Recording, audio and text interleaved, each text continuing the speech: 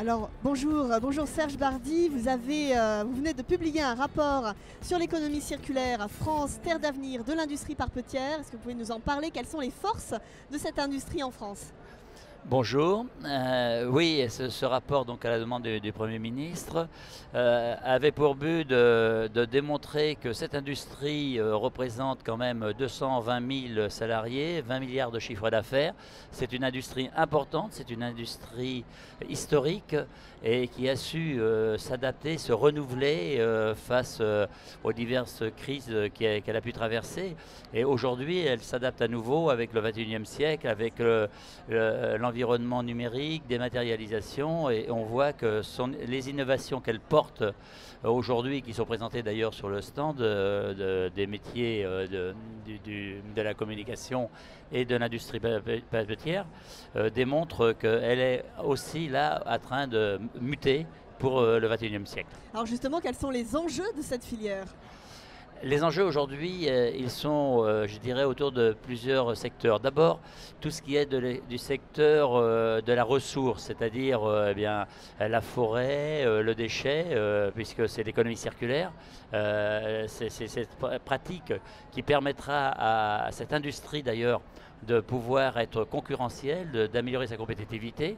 Ces enjeux aujourd'hui aussi, c'est au bout de la chaîne, tout ce que le consommateur attend de ces innovations, et on voit avec la réalité augmentée, avec ce que l'on peut saisir aussi là sur le stand, de papier, les différentes sortes de papier chromatogènes et autres, et aussi dans l'aspect, je dirais, chaîne de production.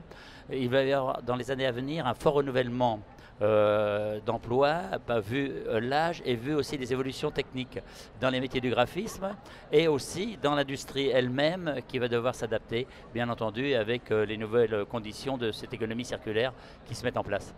Est-ce qu'on a une idée des métiers qui vont recruter dans quelques années?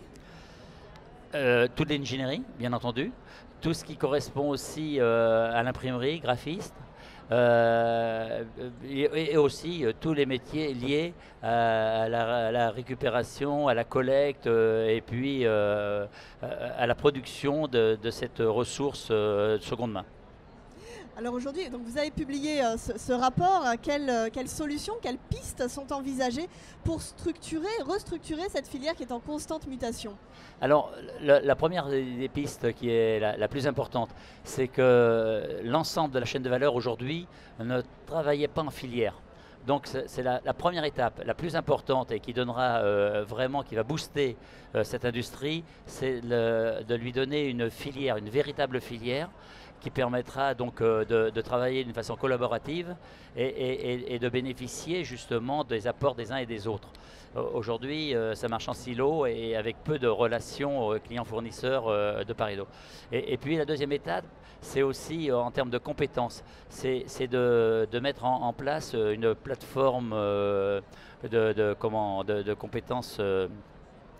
Mince, je cherche le mot.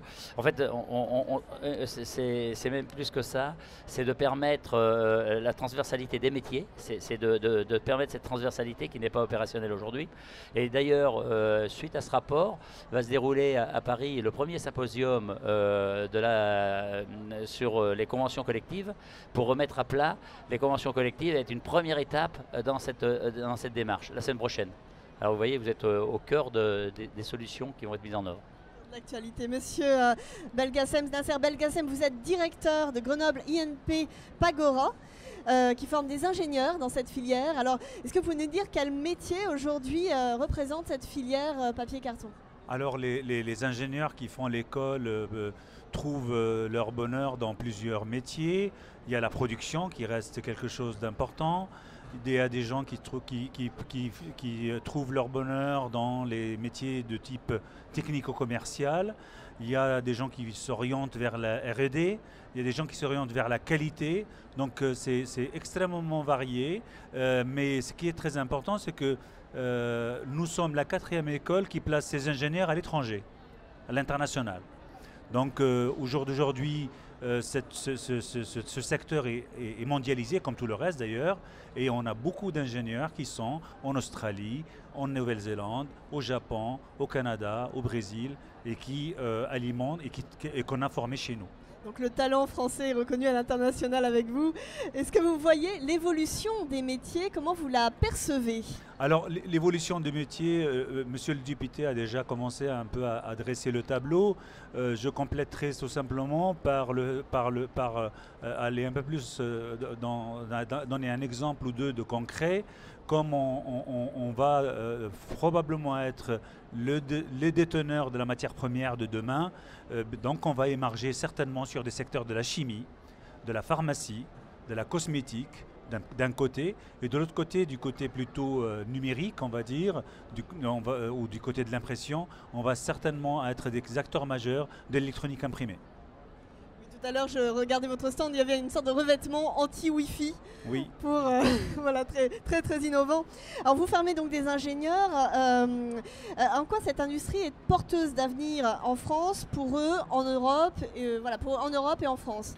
Alors cette industrie est porteuse d'avenir d'abord parce que aussi cette formation est unique. On est quasiment l'unique école, il y en a 3 écoles dans toute l'Europe. Donc du coup, ce qui est rare est généralement précieux et cher. Donc on n'a pas énormément de personnes qui sont formées et qui attendent un métier. Ça, c'est la première chose. Et la deuxième chose, c'est que c'est un métier qui a, malgré le fait qu'on consomme quand même par personne et par jour plus de papier que de viande, puisqu'en France, on consomme 600 grammes par papier par jour, il y aura toujours besoin de papier, même si globalement le papier, certains grades diminuent, d'autres augmentent. Donc c'est un produit de commodité, mais indispensable pour notre vie quotidienne. Rappelez-nous les taux d'insertion chez vous. Alors on est à 6 mois, on est dans les 92% de placement net, donc on n'a pas des ingénieurs qui chôment, certains continuent, la majorité vont dans l'industrie, et on a quand même une spécificité ou 2 spécificités à l'école. D'abord, on a 40% de filles. Et deuxièmement, on a 40% de la promotion par apprentissage. On est la 4e école dans toute la France qui offre l'apprentissage à ses cadres. Donc une école qui respecte la parité, en tout cas qui donne, qui continue à dire que l'industrie est ouverte aux femmes. Alors avec nous avons Cadvel Leboulch, c'est bien ça. Vous avez 21 ans. Vous êtes en 2e année à la Grenoble INP Pagora. Alors expliquez-nous, vous êtes ingénieur fibre et biomatériaux, c'est bien ça? Je suis élève ingénieur actuellement. Élève ingénieur.